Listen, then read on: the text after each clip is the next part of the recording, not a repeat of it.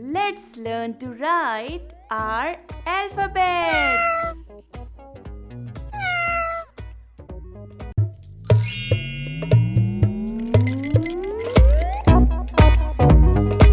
Fun learning at home.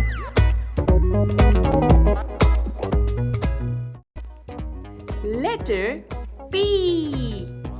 Straight line down. Touch the ground. Straight line down. Touch the ground. Now add a half circle. Nice and round. Add a half circle.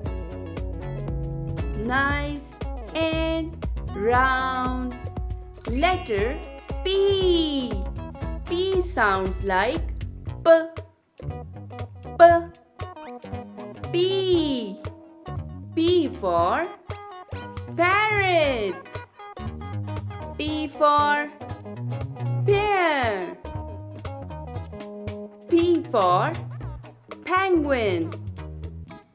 And P for pencil. P. It's the letter P.